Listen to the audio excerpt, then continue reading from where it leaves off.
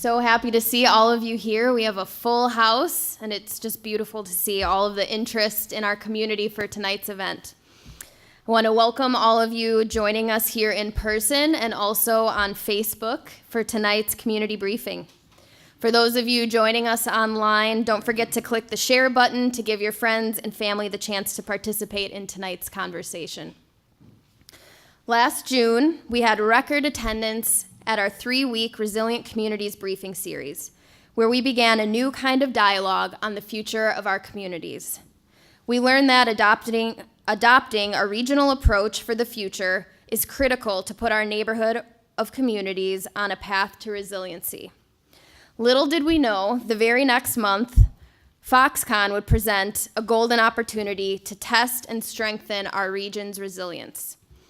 Our featured guest tonight experienced something similar in 2015 with the announcement of what would become the Tesla Gigafactory in Reno, Nevada. Few in the Reno area would have been able to predict or believe all that would come as a result of that historic investment and unprecedented growth out of their recession. Tonight, we have an opportunity to hear from 5 Reno, Nevada leaders who've experienced and embraced collaborative change. They've learned critical lessons along their journey and are willing to share them with us tonight as we prepare and navigate through our own economic boom. The format tonight will include a presentation, followed by a moderated panel discussion, and then an opportunity for questions from the in-person and online audiences. So with that being said, I am very pleased and honored to introduce our Reno to Racine co-sponsor and partner for this briefing, Racine County Executive Jonathan Delagrave.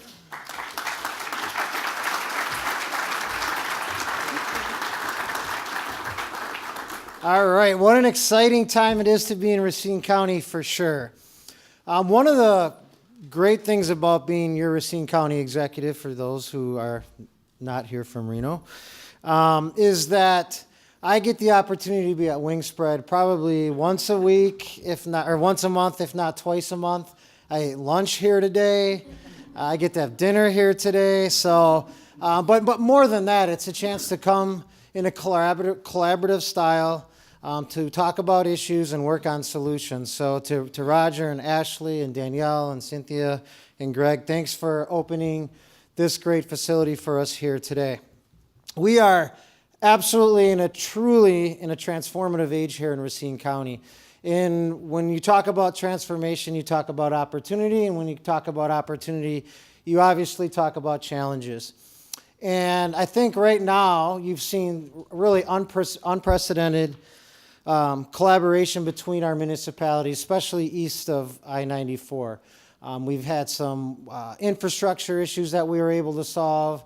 We're working on transportation issues that we're hopefully going to be solving here in the next couple of months. So, to Dave and Corey, to Jamie, and to Jim, thanks for your leadership and bringing us together and solving these issues. But that being said, we have so many more challenges left. Transportation, as I mentioned, still not solved. Housing, workforce, and whatnot. So we have the great honor to have our team here from Reno to share what their challenges were, how they became collaborative, and how they work together.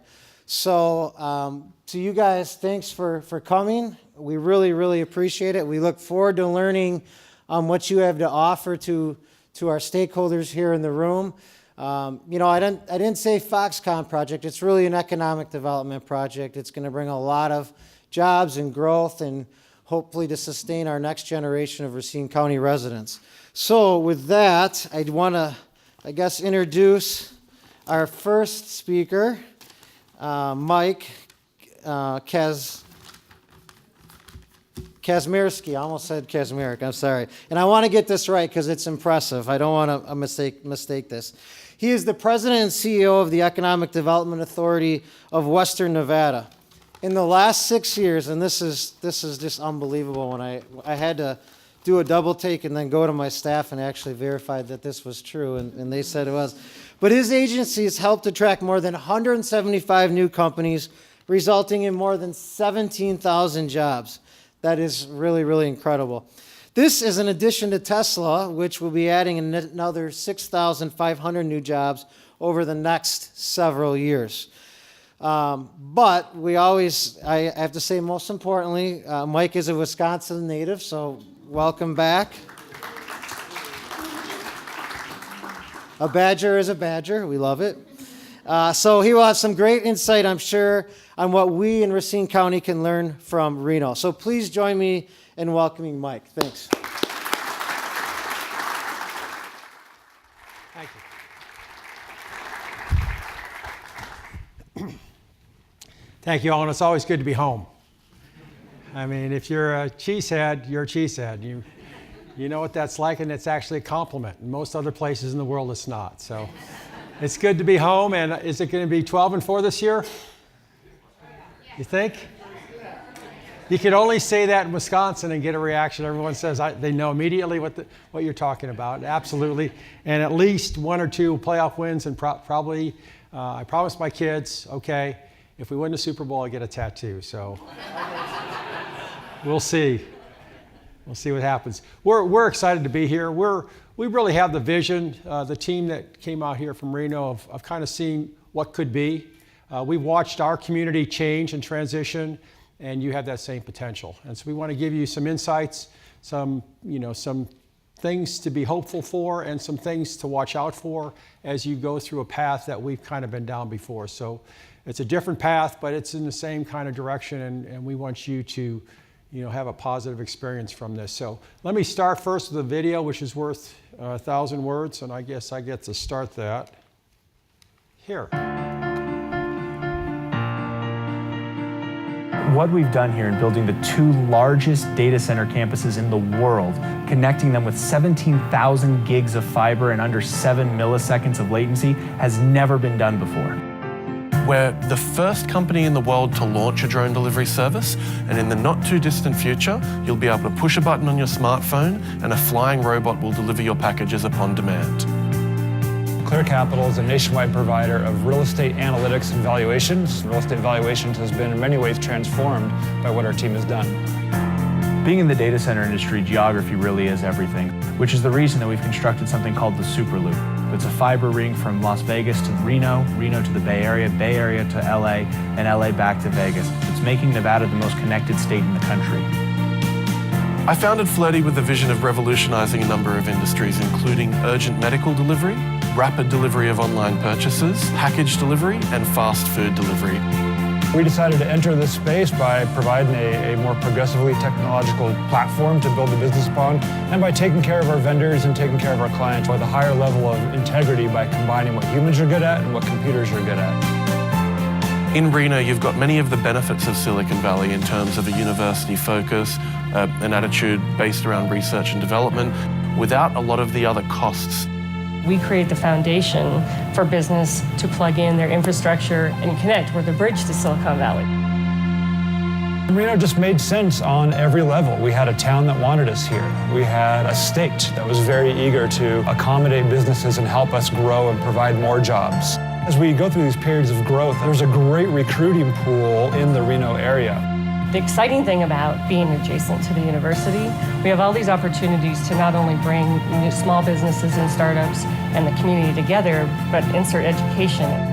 We were able to create the curriculum that we need for our workforce, put it in place in under 12 months, and have students be workforce ready when we opened on day 1.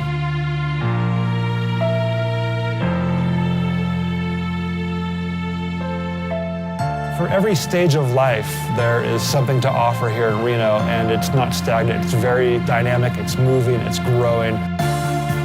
All you have to do is spend a little time downtown, start to see this great spiral of growth.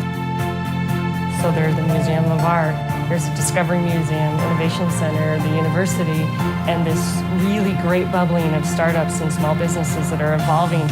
We realized that there's a lot of technologists that wanted to live in this area and buy homes, raise their families, great recreation so they could live in a city but also have quick access to Mount Rose, Lake Tahoe, Black Rock, and the rest of Nevada and all the great stuff it has to offer. Reno is a little city with a big attitude. It's got an ambition to be a vibrant hub for growth and entrepreneurship in the next few years. We have companies which have started out with 3 people and now raising $100 million in funding. This is transforming the future of Nevada. The potential has been realized, and we're beginning to see the fruits of all of the years of labor that have gone into making this place a hub, and it's actually happening. This isn't some future tense. This is now. This is today.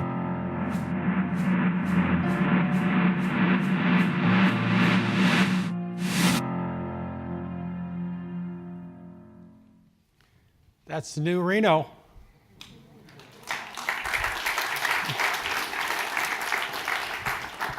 Almost none of that existed in Reno 5 or 6 years ago. Obviously, the university was there, so that aside, those are all new companies. That's all part of the vibrancy and growth that comes as part of a community reinventing itself. And you're about to experience that same kind of transition. You can see where it's going. It tends to be more youth-oriented, more technology-oriented, and you have the same glide path. And you'll be doing the same kind of video in a few years. So we're excited by that. What is EDON? Just kind of give you context of where I'm coming from. EDON is a nonprofit. We represent the entire region. We do economic development for the region. We have a couple of cities and the counties that we work with ultimately to grow the economy. Quality job creation. And we attract companies. Tesla was one of those we attracted. We retain the companies we have. We call that our existing industry. You call those legacy companies. We help them grow. It doesn't do us any good to bring companies in if we're not taking care of the companies in town. And then ultimately we help the startups. And you heard about Flirty is one of the startups we attracted from Australia. 2 people, they're now 50. They're building drones. So that's kind of the mix that we're looking for is growing companies, not just attracting, but growing existing industry as well. And certainly we do it as a team. You're going to see some of the team partners. We're just a small nonprofit that connects with all of our partners to grow our economy in an exciting way. So what I'm going to do is I'm going to go through kind of where Reno's been in a very short snapshot, and then talk a little bit about some of the things you should consider as you move forward on the same kind of path. Tesla, big deal. It was the largest deal in the country the year we got it, end of 2014 to 2015. 10 billion, 10 million, small, which is hard to believe. The largest in the world, small in comparison to your project in Foxconn. And 65,000 jobs, 100 billion in economic impact over 10. That's what it looks like right now. The building is only about 30% complete. And yet it's been, 4 years into it now, 30% complete, 5 million square feet. They're actually going to go more than the 10 million they projected. And we're looking at more and more potential growth from Tesla in our region beyond that initial investment. Yet, if you look at that, these are the total jobs in our community and how much of a factor Tesla really is. So while it's helped transform our community, it's been a part of that transformation, it is still a small number of the total jobs. So it shows you that it's a catalyst. It's not the whole meal deal. It's a piece of a much larger transformation. And it's very successful. Most of the employees out there are Nevadans.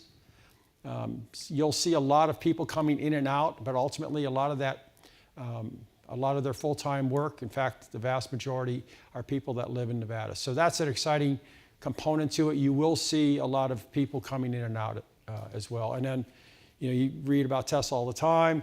A lot of times you'll hear the negatives. The positives tend not to get promoted quite as much. They're on track. They hit 5,000 car production, which was their break-even point. Once they hit that and start exceeding that, they're going to be profitable, which is ultimately what their target is. So as this growth continues, what does it really do to a community? And this is just some of the successes, mostly as a result of the growth overall. Tesla has been a key part of it. But what Tesla really did, and what you're doing with Foxconn, is you're getting a branding change. I talk to people in Wisconsin, and Racine is not ranked really as the top community in the state. I'm sure that's a shock to you. And I'm like, okay. My wife wandered around downtown. I drove in. I said, this community is wonderful. What a great place. It's just gorgeous. But your reputation isn't necessarily what you are. And that's a little bit of what we had with Reno Sparks. Our brand was not very friendly. Tesla's helped us convince people we're really a little bit different. We are a company evolving into a technology, a knowledge-based economy, a place where people want to live, work, and grow their families. Our job growth rate has been at 4% or better for the last 3 years. The announcement was almost 4 years ago, so very little of that was Tesla. We've had a lot of other growth in our community as well, and our unemployment has gone dramatically down, which is a huge success. You're high from a state perspective in unemployment. That will change, and fairly quickly. Multiplier, we talk about multipliers and what it does to your economy. You're going to get a lot more jobs than just the few that we talk about, and 13,000 is not a few, but in relation to the overall growth, you're going to see a lot more jobs, and your taxes are going to go up. So you're going to have more revenue to do things with. We see about a 10% increase in our sales tax alone. Our property tax scenario is a little bit different, but you'll see growth across the board in revenue, which will help you deal with some of the challenges. And then ultimately, because of the growth of our community, we're seeing the ability to attract talent and youth to the region, and more importantly, retain our youth. You know, when our kids grow up, we all want them to live nearby. That was not the case 5 years ago in Reno. When you grew up, you graduated from the university, you had to go somewhere else because we were a gaming and tourism community. Now you can find a great job in the Reno-Sparks area, and now that means your kids are there, that means your grandkids are there, and life is good. So from that perspective, retaining your youth, attracting that kind of talent is incredibly important for overall quality of life as you move on and, you know, for families. Some of the rankings.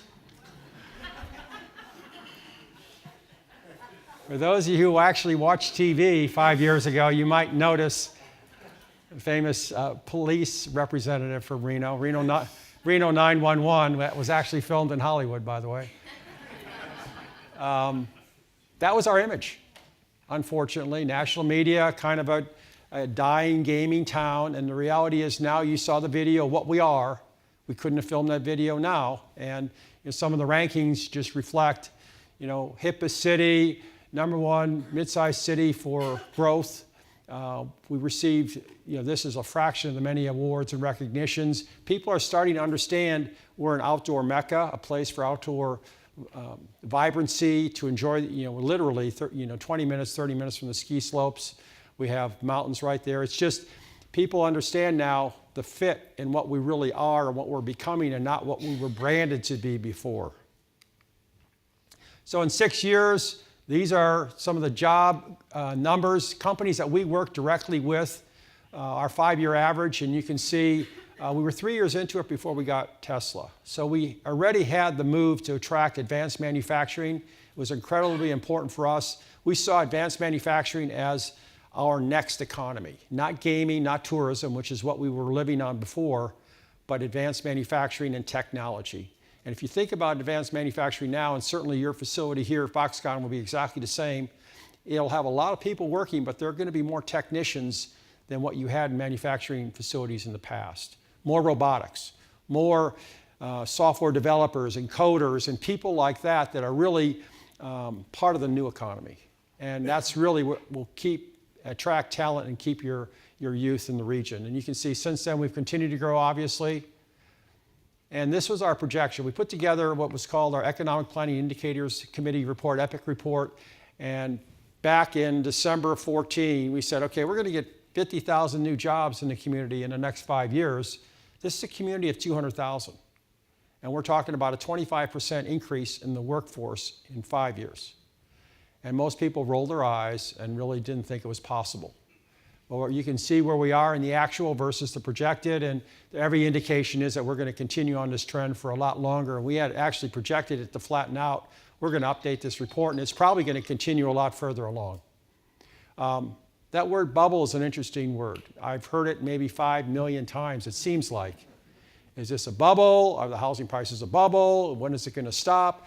Because it takes time when you make a commitment in something, whether it's housing or a relocation or whatever, you make a decision, it's going to take time for, you know, if you're going to be a developer and put in infrastructure, build a housing development, you're probably 3 to 5 years away from getting any money back, but you're putting a bunch of money into the buying the land and putting the roads in and putting the sewer. All that costs a ton of money.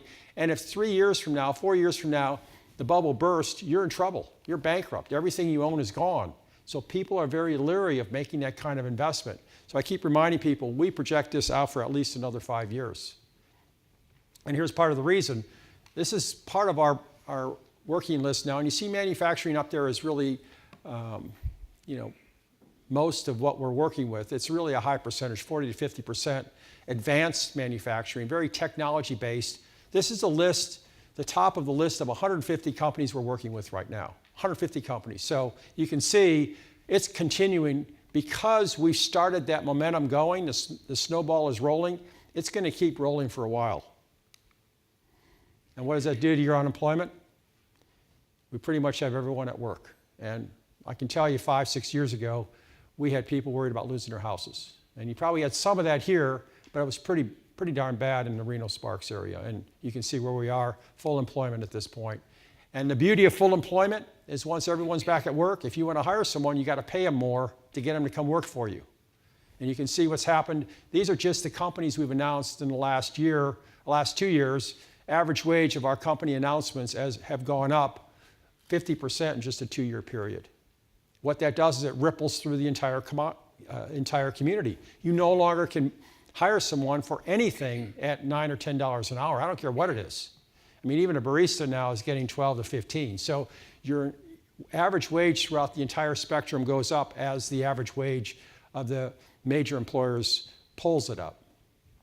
And so obviously, congratulations. I think Foxconn is a huge win for the state and for the country. Having that kind of manufacturing in the U.S. is a good thing. You talk about the sizes there, average wages, all great things for our region and for the U.S. So what did we learn? We've been kind of down this path before. We made some mistakes and we did some things right, but we can maybe help you out with some of the things that we learned from our experience. You've never experienced this thing before. It is, you've got a tiger by the tail and you don't even know it. The tiger's sleeping right now and you're thinking, this is no big deal. Look at, I got this tail. Trust me, it's going to wake up and you're going to go, what the heck do I got? The second and third order effects are going to be totally unexpected. Little things that you may not even realize, but some good and some bad. I mean, you may have, a lot more renters than you ever expected, or a lot more traffic than you ever expected on the bad side. And on the good side, you may have people that really come and enjoy your business a lot more. Business activity will be certainly up. You'll have more easier to attract talent to your region. So there's a lot of good and bad that goes along with this. The secondary job opportunities are huge. So when you bring in the primary jobs, the 13,000, you're probably talking in this region over the next 5 years at least another 30 to 40,000 jobs. And that's, in a community this size. Now, well, how many of those live in Milwaukee or live somewhere else? Yes. And you'll have some community issues, but a lot of them will live nearby. I mean, most people like to stay within a certain radius of where they work. And it's interesting because you may not realize that the rest of the state will pretty much forget about Foxconn in about 6 months or so. Once they start building it, you'll see it, and they'll say, well, that's kind of your problem. That's, the southeast part of the state. They'll figure it out. You got a big state, and they got all their own problems they're worried about, and it'll move on. And what that means is the legislature will move on, and a lot of other things will move on. So you've got to make sure that they don't stay indifferent. You're going to need their help to be successful. In some cases, they'll just see this. If there's a problem that comes up, they'll say, well, that's just your problem. I mean, you got the benefit from it, now deal with it. We're not seeing all this great job growth, and we're not seeing all these other great things, so you need to just suck it up. And that part of your, if you want to be successful, the more you can make this a state project and success for the entire state, the better it'll be. And then it's surprising for us, it was surprising how difficult it was to solve some of these issues. Even though people kind of said, okay, well, yeah, we need more housing, how do you do that? I mean, how do you suddenly build, for us, 6,000 or 7,000 new housing units in a year? It's just not that easy, and yet that's what the demand said we needed. So we knew the problems were there. Solving the problems sometimes can be pretty difficult.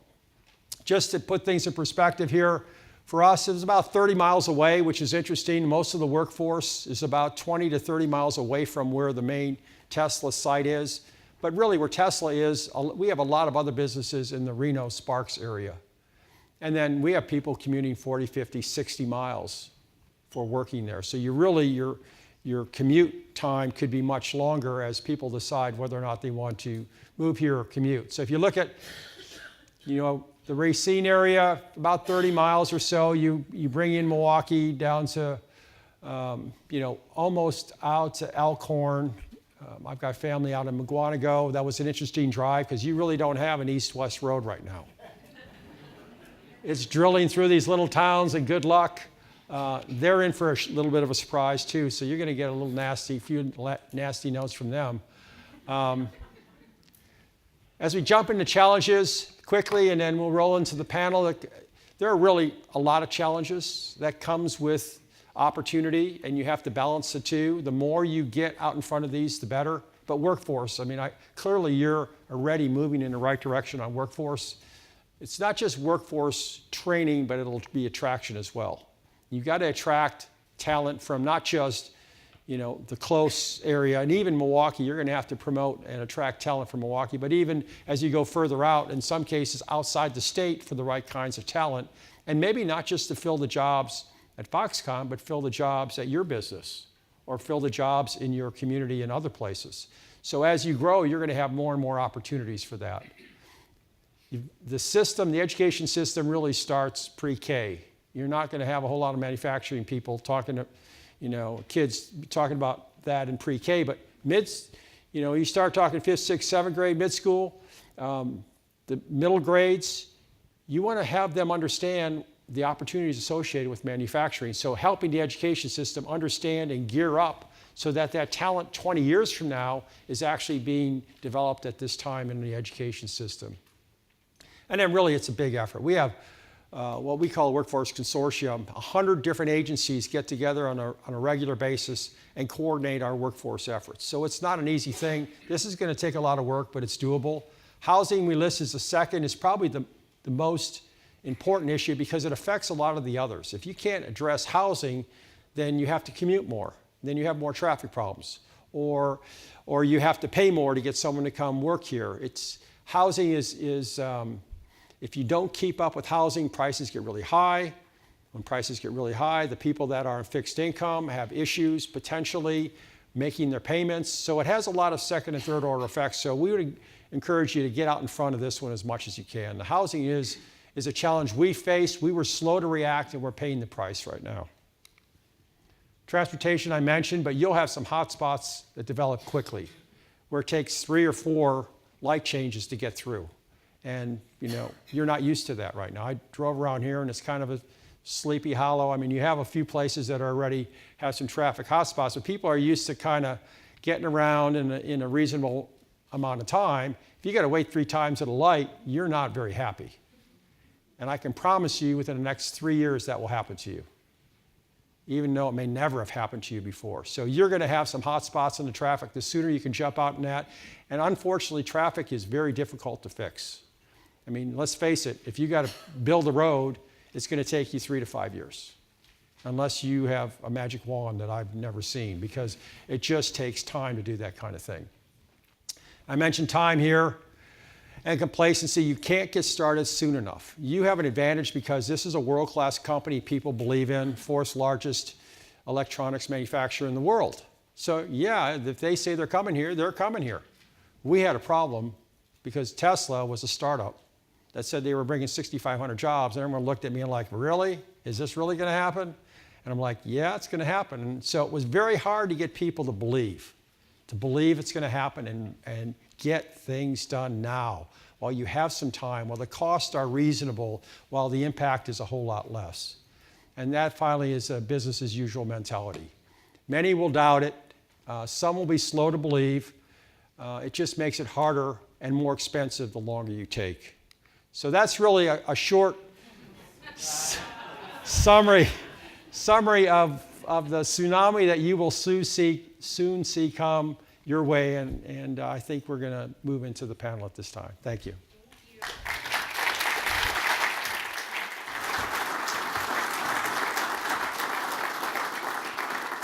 Thank you so much, Mike.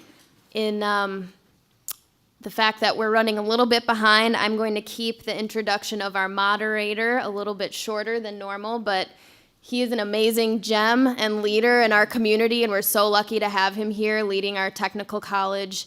And he has a unique perspective, which is why we wanted to have him moderate our panel today with the other delegates from Reno. So I'm going to ask them to join us. They're going to move the podium back, and Brian's going to join us on stage as well. So please welcome everybody. Thank you, Ashley.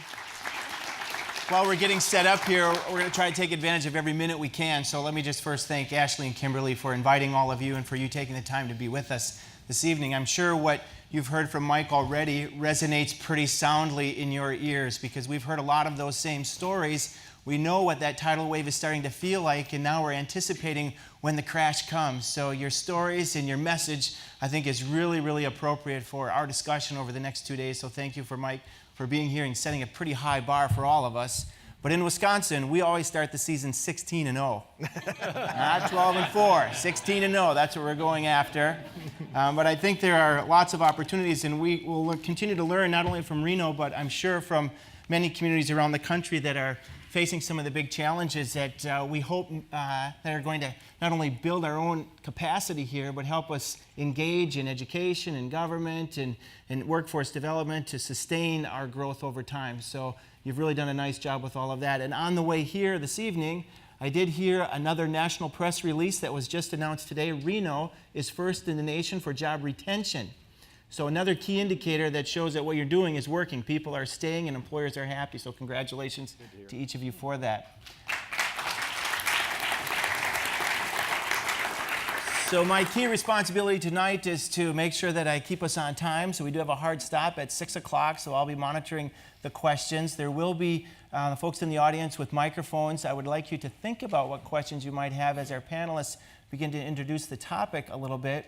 So as you're prepared to ask your questions, also try to identify the panelists that you would like to address your question to. It'll just make our process a little bit smoother this evening.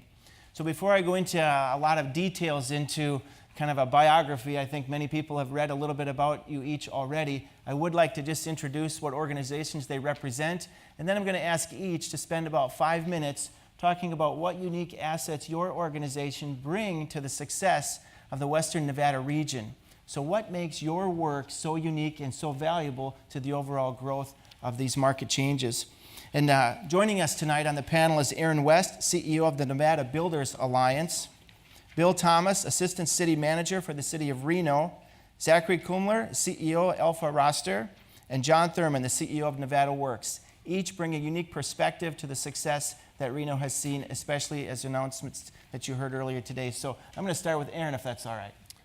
Awesome. So thank you for having me. Aaron West, CEO of the Nevada Builders Alliance. We're the largest construction trade association in the state. I represent about 800 contractors, north and south. And I think the unique perspective is that we represent the industry as a whole. So if you guys are familiar with construction, there's AGC, ABC, home builders, there's many different facets. We actually represent the construction industry as a whole. So we have commercial industrial contractors, home builders, and then all the subs. So it gives us a unique perspective. We get to see kind of the economy as a whole.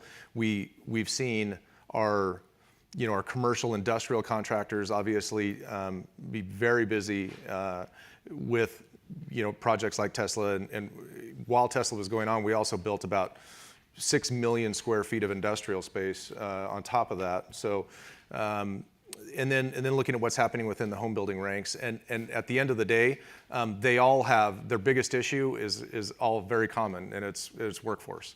And that is not something that's localized to us. It's a national issue.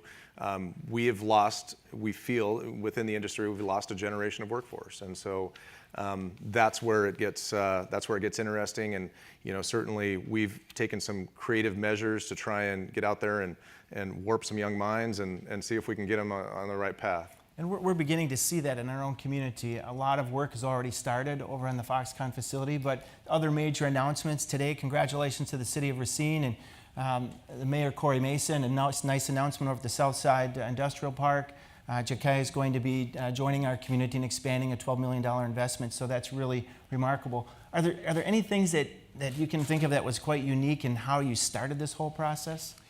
No, unfortunately, what I really appreciate about where you guys are at in this mix in terms of the timing of it all, we were so depressed as a region coming out of the downturn, and like Mike said, we're at 15% unemployment. We had a lot of vacant houses, foreclosed houses. We had vacant commercial space. So when the ball really started rolling, we weren't visualizing what the effects were going to be, because we just thought, oh, this is a great opportunity to pick up what's already there and put people back to work.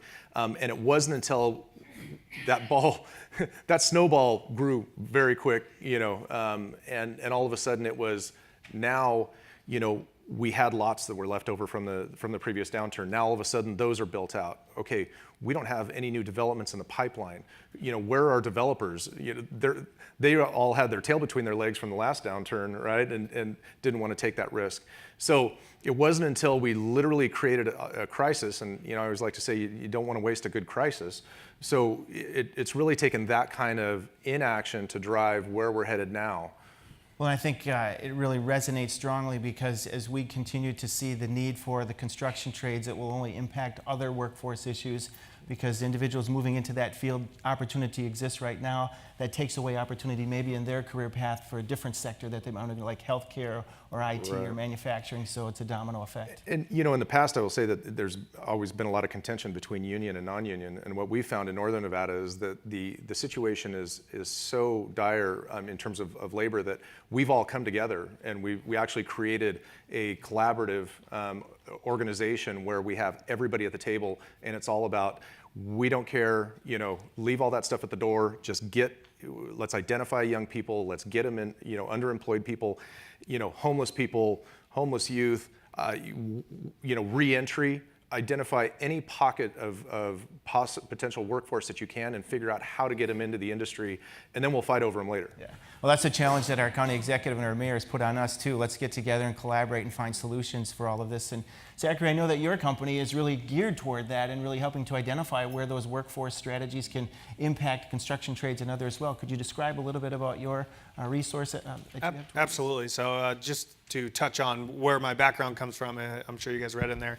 I was at Panasonic. I was a 111th person hired at that company, and I was tasked with building a team to grow that company to 2,000 plus people within a year and under a year, which is no easy task. But the way we were successful in doing that is by building training pathways that meet realistic expectations, where a mother with 2 kids that's working at McDonald's or something like that, underemployed, can transition, can pivot, and now move into a different direction. So what my company does is I sit with employers. I try to understand their needs, entry-level needs as well as higher, so we can build pathways to get them that talent and source that talent. But that talent is not coming. We did have to go out of the area to pull people in. But with your guys', that was a 14% unemployment. With your guys' 4.1, 4.2% unemployment rate right now, your community right now is going to be your next great asset that's going to be cultivated and grown here in Racine, and really putting the onus on those employed right now that are underemployed, or anyone that is currently not employed, and putting them into training pathways to get into industries. My company, I sit down with students, high school students. I point them in the direction, because they're not getting pointed in the right direction coming out of high school. It is either you're only successful going to college or figure it out. And career counselors are struggling to just keep the kids in the classrooms, that they're not giving the career counseling advice that they need. Well, and I think also convincing parents and maybe the community in general that these new careers, when we saw the video, that's surprising to many of us. And if you happen to go to the open house at Foxconn, you looked at technology that is like so futuristic, I don't even know if I want to get involved myself, right? So it can be challenging. Yeah. What do you tell community members, parents about these new career paths that are emerging right up underneath? So it's fairly easy. I grew up in Nevada. I grew up outside of Reno, Nevada, in a little town called Fernley, Nevada, similar to Racine, a small community. Friendly Nevada? Fernley. Oh, Fernley. Fernley. Yeah, sometimes Nevada, friendly. They're not. More so now. But I grew up and I left knowing that there was no jobs for me there. I joined the military, went into the Army, and left because it was either I go take a job where I'm going to be a temporary employee and hope to God I get benefits to be able to have a career and benefit that way.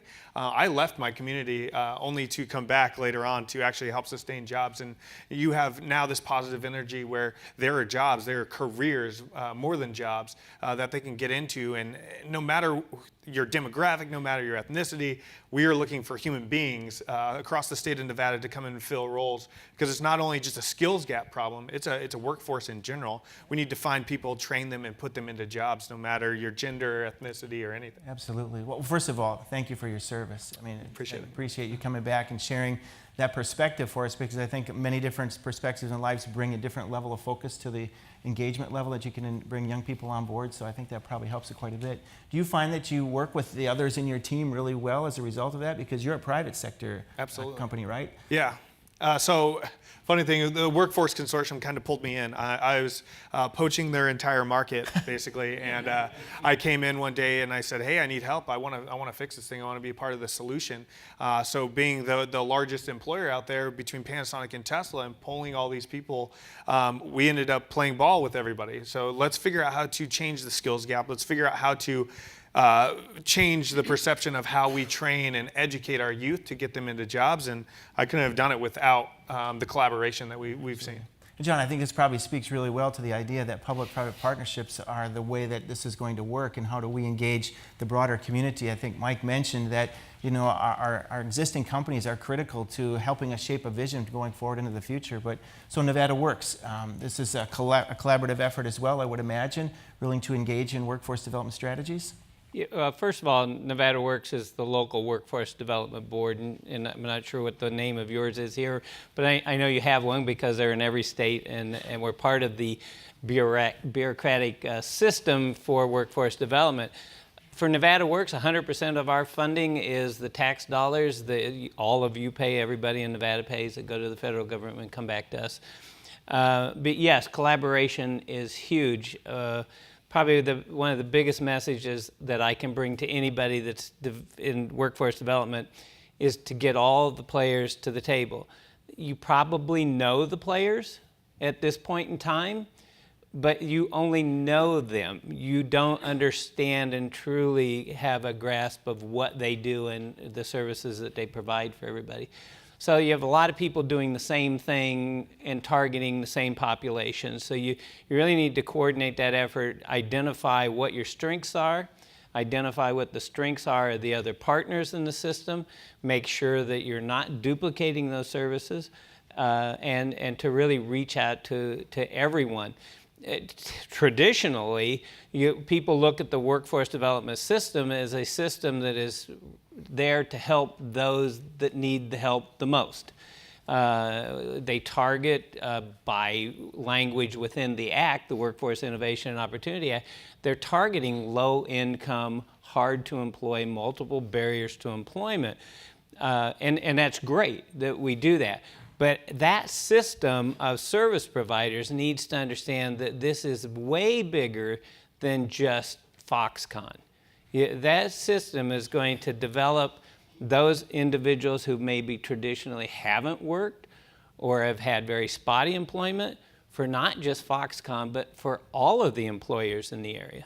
Is this something that you had always done in the past, or just a greater focus on it now? How do you really elevate your outreach into the community to help attract those folks into those types of services? Well, one of the things that's in the Act is what we refer to as a one-stop system, and not to go into our jargon, but that system, in many cases, I don't know what it was like in Wisconsin, but in Nevada, we were compliant. And the challenge for us is that we were more focused on compliance with the law and making sure that we checked the boxes than we were in truly developing programs that produced a qualified workforce for the employers. I think that's really good advice, that we've got to be a little bit aggressive and maybe a little bit of risk takers and really help to identify what strategies we think would make the greatest impact and really find avenues to make those available, whether it's existing funding models or create new ones to go along with it. And so, Bill, I would imagine, Assistant City Manager for Reno, and we saw the chart 30 miles out, so there's a lot of other communities that are involved. Everyone's bidding for a little piece of this pie, right?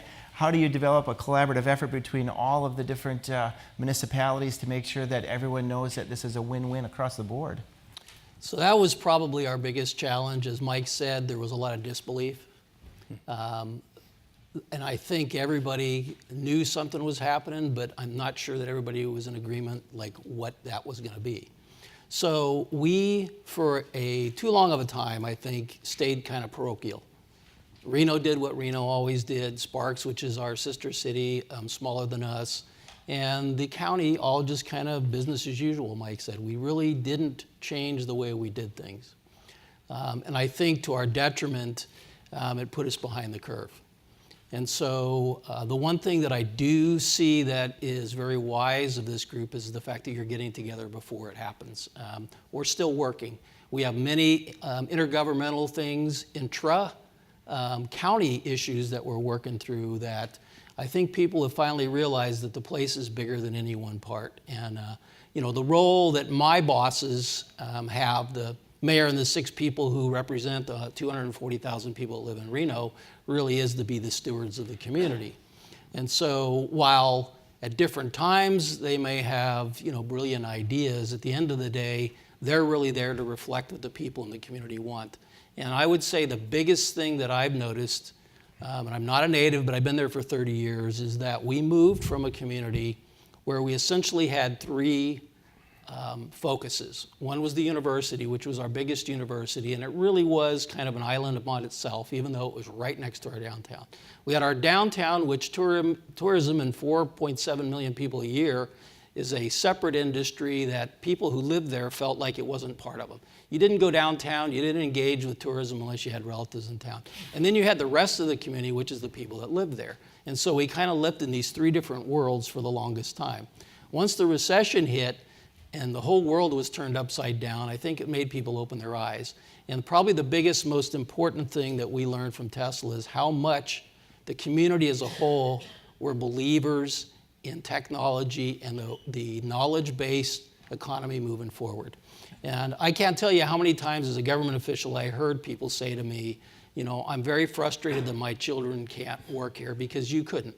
There was just gaming, that was it. If your child went to college, they had to leave. They had to leave often to learn a technical skill and more importantly to learn a professional job. And now that's totally changed. And I think that's why the people in our community are believers. Now there are some major issues that we haven't resolved. Traffic is one of them. Housing is the biggest. And while there's gripes and concerns and complaints, I'd say that the majority of the people in the community are glad about the vision and where we're going. And they all seem to be rowing in the same direction. We reached out to our community to do a master plan, and we've had 6,000 people participate in our planning process. And what they said is they want to be a university town. They want to be a technology center. They want to follow this new economy, which is knowledge-based. They recognize that being a tourism town is not a future to have. And so even though there's a serious price to pay, I think the community recognizes it really is the only way to have a true future. Yeah. Well, there are several elected officials in the audience tonight. So first of all, thank you for your service, all elected officials, because the next question might cause you to think a little bit more on your role and responsibility. But Mike mentioned the brand, the power of the brand, how your community has just transformed itself in the last 2 to 3 years. In the video, I think any one of us would be proud to show that video and say, that's where I live, right? So how has the conversation changed at city council meetings, elected officials, people running for office? How has that vision for the community evolved as a result of this new identity? Well, I'd say that probably the biggest indicator that there's consensus is we don't really talk about it as much as we used to. Everybody agrees that's where we're going and that's what we're doing. So we tend to spend a lot of time on isolated issues. So the political conversation has been one of specific maybe neighborhood problems. But I think everybody's pretty much in agreement that we know where we're going and we know where we want to be. And we don't have those big picture arguments that we had in the past. Historically in Reno, we kind of sat on the fence on growth, no growth. At times the community was anti-growth and at times it was pro-growth. But right now there's not even that conversation. I mean, there's naysayers. There are people who will always say that, I want my world to be the same as it was yesterday, and that's just not reality. I mean, change is what it's about. It's just what do you do with it? Yeah. And so I think it's been really rewarding to see that the community does understand things are going to change, and they agree because they actually created the vision of what we're going to turn into. That's terrific. Mike, you must be really proud just to hear the story. I'm sure you've heard it hundreds of times already, but every time you reflect on how your community has gathered itself together to think about how it can impact each individual in community growth, you should deserve a lot of credit for helping bring that effort together. On a broader scale, you have to think about all types of different impacts that it might have. And you shared a great presentation about some of the benefits from it. Are there any downsides? Is there anything that would cause us to say, here's something that you might want to consider getting ahead of the curve a little bit on? Other than workforce, we know that one. Well, if you look at where we've come, there have been lumps in that oatmeal. And I think most people need to look with a vision beyond today and tomorrow and where we're going to be in 5 and 10 years. And so my advice as you start to deal with challenges is, okay, is this something we can work through and ultimately come out the other end? And as you do that, as Bill said, the more you can work together, the easier it is to get through that process. You look in 5 years and 10 years down the road, we are creating in our world a community for our kids and for our grandkids. And you have that same opportunity. And do you want it to be what it is now or what it could be for the next generation and the generation after that? I think that's really good advice. Lumps in the oatmeal. We'll try to remember that every morning when we get up. Every time you have breakfast, think about what you can do to help smoothen out the oatmeal for our community, okay? I want you to start thinking about your questions. I want to ask each panelist one more question, and I'm hoping that it draws a context to maybe your individual work within our community and how you can carry this conversation beyond this evening. So I'm going to start with Zachary. So in the context of the association that you represent, what advice would you give others in the audience that have a similar responsibility? Talent attraction, talent recruitment, trying to engage young people in a pathway around these new innovations. What's the one advice you'd give for all of our community leaders in that area? Get productive now. Be more proactive. I would say the big thing that I saw and still continue to see is the skills gap. It will always exist. And the skills gap is an interesting thing. You have to find kids that are willing to go through these training courses and workers that want to go into these. So you have to start attracting make construction, healthcare, IT, and manufacturing a forefront or a hub in your guys' school. So your CTE programs, your STEM programs need to start doing that. But don't do it without a cause. I've seen a lot of stuff. We had an industrial manufacturing course that was a 2-year course so that you can go and work and make $14 an hour. That is insane. Nobody's going to join. No high school student is going to join that if it's not reasonable. If they can't see it and it's not attainable, they're not going to join it. That is a big push. So you can get proactive now and start making these different training curriculums, which I understand you guys are doing already, but those things are real. Make it to where the user, make it user friendly, because the people that are going to be employed at these entry-level positions are going to be working at McDonald's right now. They're going to be working or just leaving high school, or they're not going to have a job at all right now. So make it flexible where it can meet their schedule needs. Make it virtual to where they can take it from home while raising a family, because that is the intent, is to get those people into jobs. And the other thing is your funding. If you're going to put forth funding, make sure the funding meets the intent. If you can't be flexible in the funding, if your goal is to just hit completion percentages, well, you could put one person in there, graduate them, and you've got 100% completion percentage. And if that's your grant and that's the way it's written, congratulations. But if you want your community to be successful, put people into the doors of employers. And the other thing is the marketing and understanding your guys' market and really pushing that, and understanding that there's careers. You don't have to go to college right off the bat to be successful. Change it and really spin it and say, you can start in a certification pathway and get a good paying job with a company that's going to give you tuition reimbursement, and then you could pay for that engineering degree. That is where we should be going as a community. And then the last thing is, if you're a current employer right now in this marketplace, you need to get productive, you need to get proactive, and you need to start changing the way that you do business, because the Teslas and the Panasonics of the world and Foxconn are going to pull from you guys. If they bring in a good product, they are going to pull your employees away.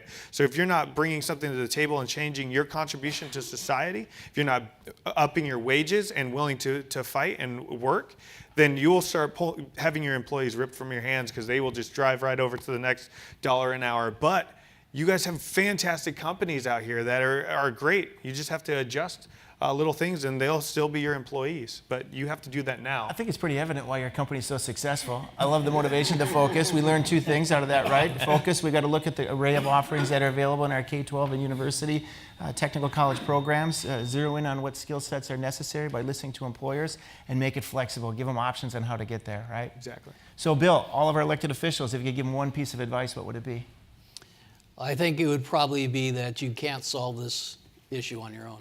You really have to recognize that if you love this place, it's all of you together. Because it's so easy to get parochial, whether it's a sewer line or a water plant or a road that you fought over for years. All that goes out the window because it's bigger than any one of you.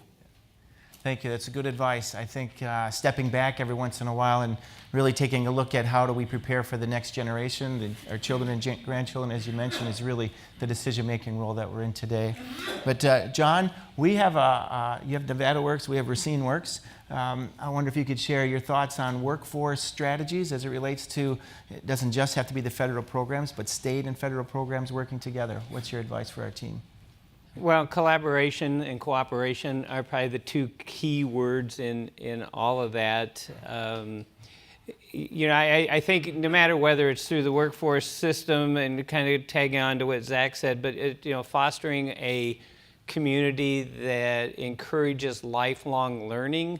If you look at a high school student today, somewhere around 80% of the jobs that are going to be available in 20 years don't exist now. So that lifelong learning is going to be critical, whether it's through the workforce system or through education and so on and so forth. But collaboration and cooperation and truly understanding what everybody does, not just who they are, but truly what they do is key. Yeah. Did you, in your process going forward, I'm just wondering if you ever stepped back and thought, I just don't know if our community's ready for this. And did you have to do anything to say, we need to make ourselves ready, and here's what it's going to take to get there?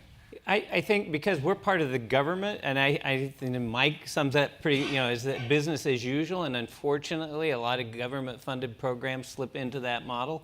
And you need to challenge that. You need to always encourage people to think outside the box, if you will.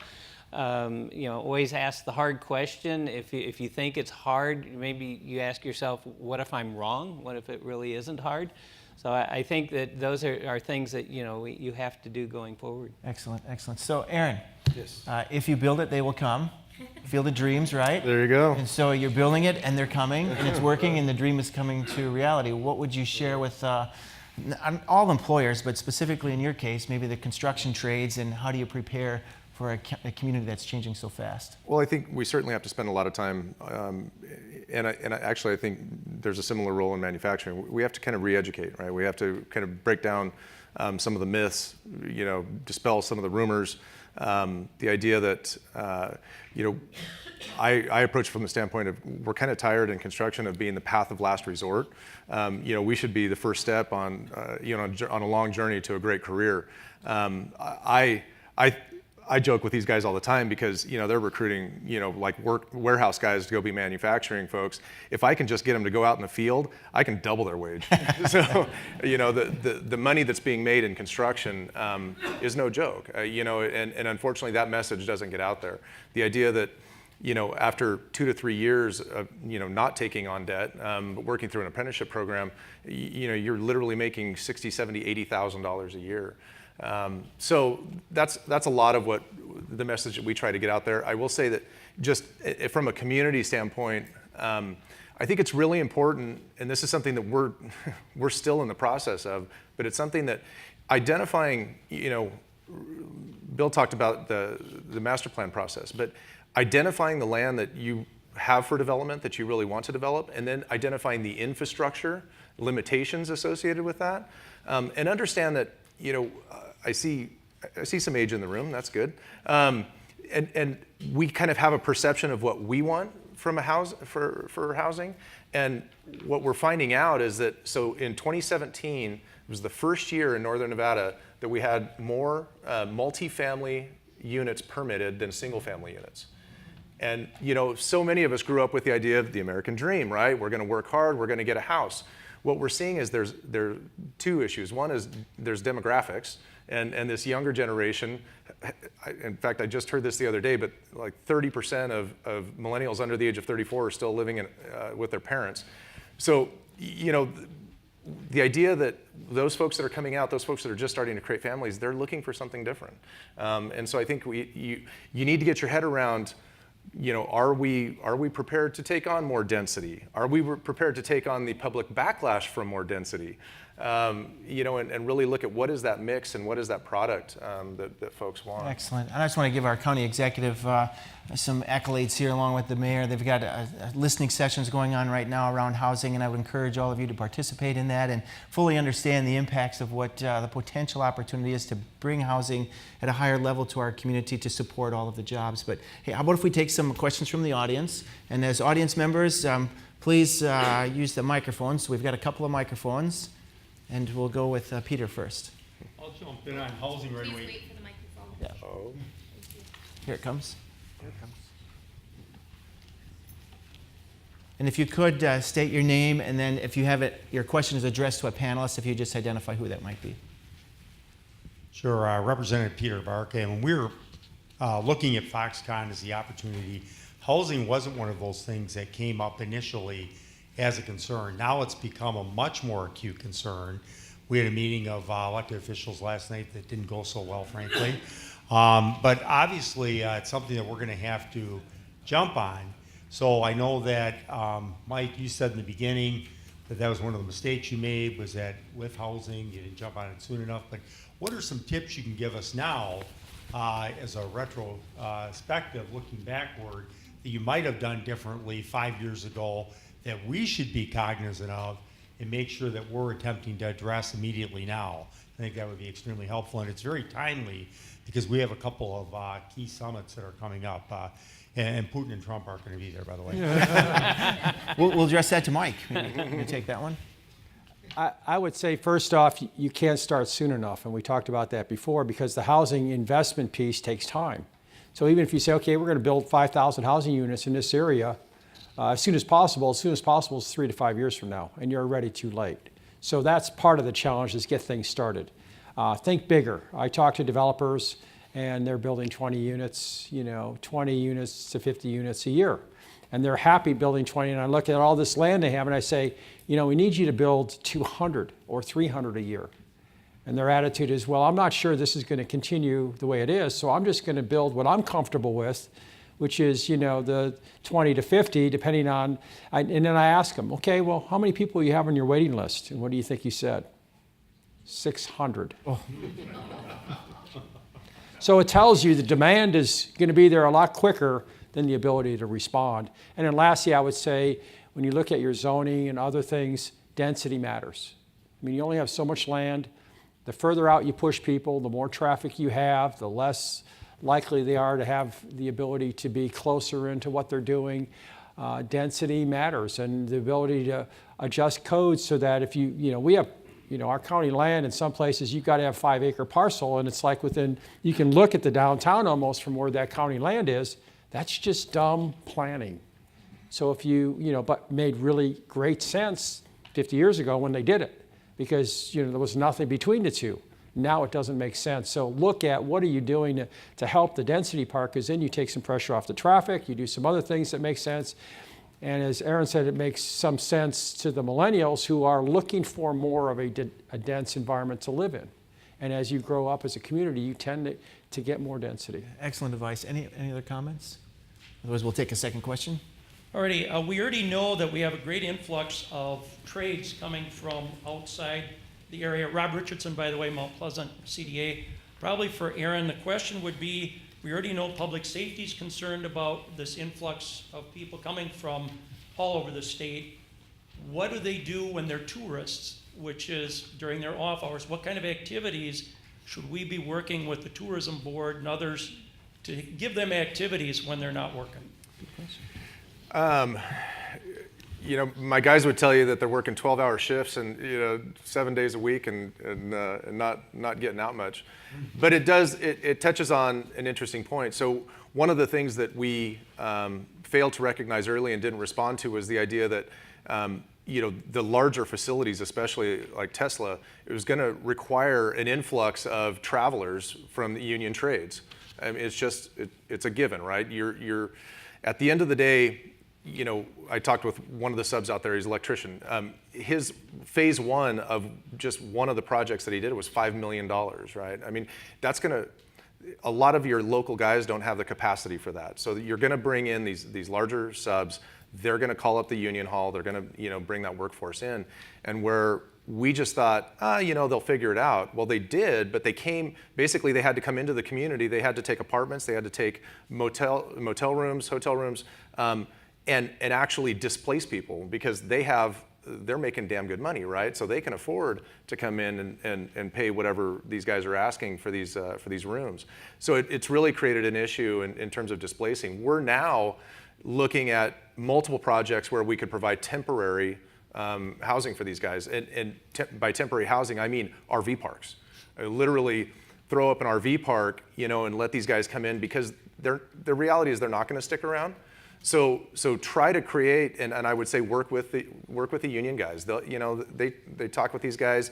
They get updates from the construction site in terms of how many folks are expected and how many folks they know that they're going to have to bring in. So I would really look at some of those temporary situations and save the valuable resource of housing for the folks that are actually going to be coming to work and grow the area. Good advice. Any other comments on that? All right, next question. Yes.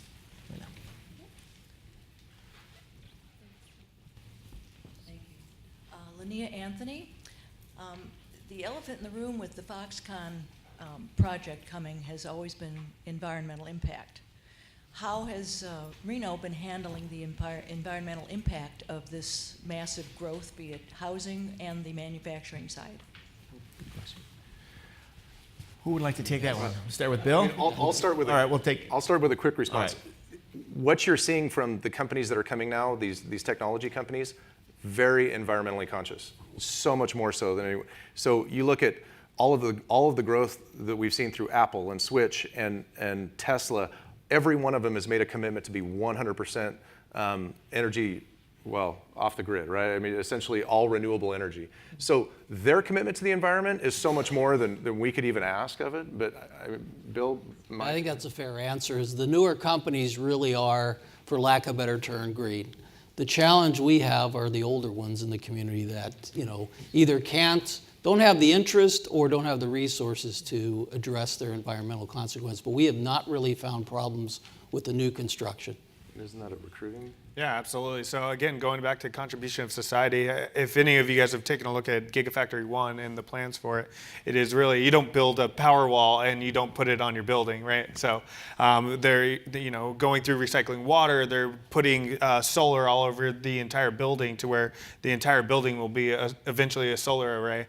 Everything inside the building is recyclable. Everything across it, they have to have recycling. Panasonic being a Japanese company, Tesla being a forward-thinking company, they are reducing waste inside of their facilities. And granted, right now, I guarantee you it's probably a little bit dirtier than they would like it to be, but as they go and they get out of construction phase and just go to solid manufacturing phases, it'll be a lot cleaner. And I think looking forward on that, that's the type of employees they're attracting there, a different type of culture that's being created, which will have an impact on your community long term because people will begin to live their lives and expect those types of services within their community. So excellent. Questions? Yes. Hi, Peggy James. It seems to me that Racine and Reno are engaged in a public-private partnership of gigantic and complex proportions. And looking even at simple P3 arrangements, there's always an issue of equity between the public side and the private side to see whether or not the inputs, the benefits, the risks, the interests are being met in an equitable manner. And I wonder if Mark and others could comment on the function or the benefit of a middleman, such as I think Edon, that was there in actually helping to maintain an equitable balance, and what might be a couple of the major tasks of such a middleman in maintaining that P3. Very good. Do you want Mike to take that one? Yep. We'll start with Mike. Yeah, I think it's back to working as a team. And I think at the end of the day, if you're looking at what is in the best interest of this region, the public side is going to be willing to give a little in order to accommodate the needs of the private sector. And the private sector can't succeed without support from the public sector. So they have mutual interest. It's just, the trade-offs. And sometimes you'll see one side gets more than the other in one person's mind, and the other person's mind it's not. I mean, you just can't help that piece of it. But the more you can work together in that partnership piece, it's not, I can tell you, these companies are not all about profit. And we have branded corporations with this label. It's all about the bottom line and shareholders. Trust me, their workforce is very important to them. And their workforce is very involved in the community. And so they want what's best for the community as well. So you want to make sure that the two teams are communicating in a mutual interest of what's best for the region.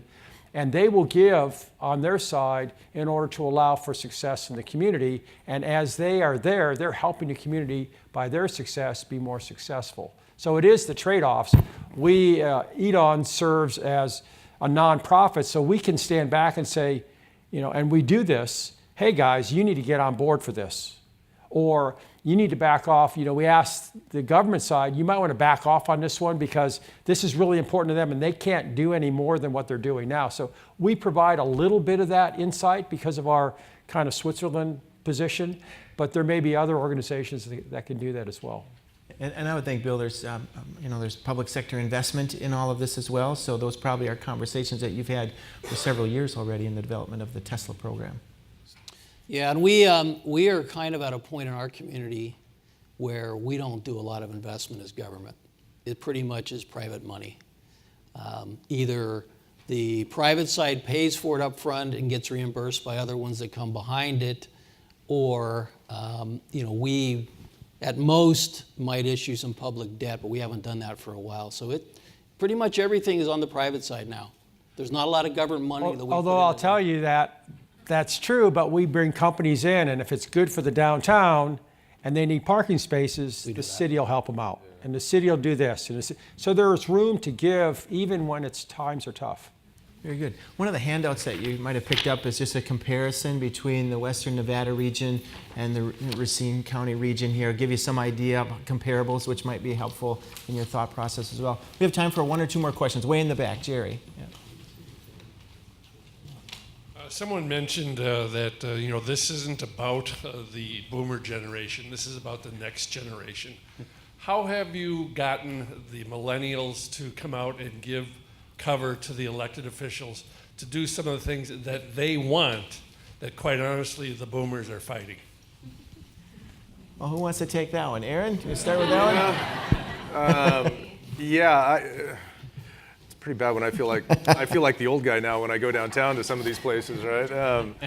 But I will say that some of us got really frustrated with so much noise that was coming out against the projects and the growth and the things that were happening that we perceived as positive. And so, and you guys in the room, you're familiar with the term NIMBY, right? Not in my backyard. So we actually formed a group called YIMBY, Yes in My Backyard.